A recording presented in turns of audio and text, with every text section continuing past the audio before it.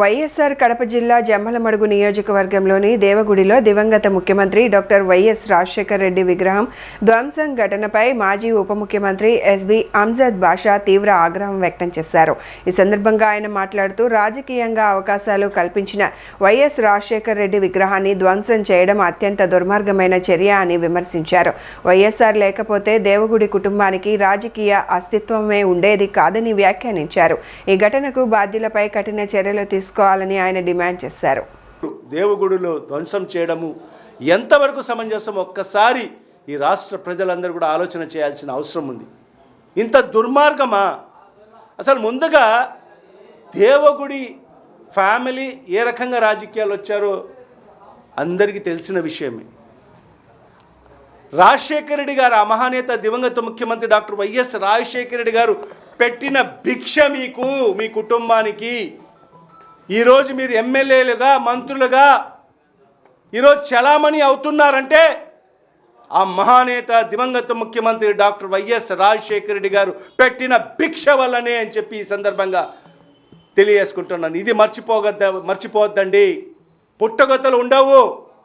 మీకు రాజకీయంగా భిక్ష పెట్టి అన్ని విధాలుగా మీకు తోడు బాటు అందించిన అతని విగ్రహాన్ని, ఆయన విగ్రహాన్ని ఈరోజు ధ్వంసం చేస్తారా? మీరు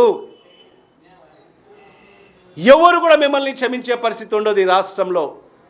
రాజశేఖర రెడ్డి గారి ఏ ఒక్క అభిమాని కూడా మీకు క్షమించే పరిస్థితి ఉండదు. సామాన్యమైన ప్రజలు కూడా మిమ్మల్ని క్షమించరు. ఎందుకంటే ఈరోజు రాజశేఖర రెడ్డి గారు ఈరోజు ఆంధ్ర రాష్ట్ర 5 కోట్ల మంది గుండెల్లో సుస్థిరమైన స్థానాన్ని సంపాదించుకోవడం జరిగింది. అలాంటి ప్రజాదరణ కలిగిన నాయకుడి యొక్క విగ్రహాన్ని ఈరోజు మీరు ధ్వంసం చేస్తారా? ఖచ్చితంగా ఇవాళ పూర్తిగా మేము ఖండిస్తున్నాము. మరి నిన్న కూడా మనం చూసాం, ఒక ప్రతిపక్ష పార్టీలుగా, ప్రతిపక్ష ఎమ్మెల్యేలుగా, మాజీ శాసనసభ్యులుగా, ఎమ్మెల్సీలుగా మరి ఆ ప్రాంతానికి మనం పర్యటిస్తామంటే అది ఏదన్నా పాకిస్తాన్లో ఉందా? లేకపోతే అక్కడ పర్యటించకూడదని ఏదైనా నిషేధాలు విధించి ఉండారా? గతంలో మా ప్రభుత్వంలో జగన్మోహన్ రెడ్డి గారు ఇలాంటి మౌలిక సదుపాయాలు కల్పించారని అవన్నీ కూడా ఈ రాష్ట్ర ప్రజలకు చూపించాలని చెప్పి మేము పర్యటన పెట్టుకోవడం జరిగింది. మరి రేపు 3వ తేదీ ముఖ్యమంత్రి గారు వస్తున్నారు. మేము మా పర్యటన 1వ తేదీ పెట్టుకోవడం జరిగింది. దాన్ని ఏ విధంగా మీరు అడ్డుకుంటారు?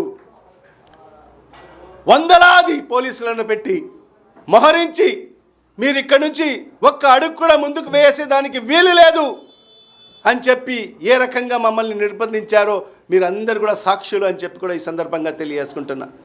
ఎవరైనా అన్నం పెట్టిన వానికి మర్చిపోతే పుట్టుగతులు ఉండవు. ఈ రాష్ట్రంలో ప్రజలు మిమ్మల్ని సమాధి చేసేదానికి సిద్ధంగా ఉన్నారు. ఈ జిల్లా ప్రజలు సమాధి చేస్తారు రాజకీయంగా మీ కుటుంబాన్ని. మరి ఈ రకమైన మాటలు మాట్లాడొద్దండి ఇంకొకసారి.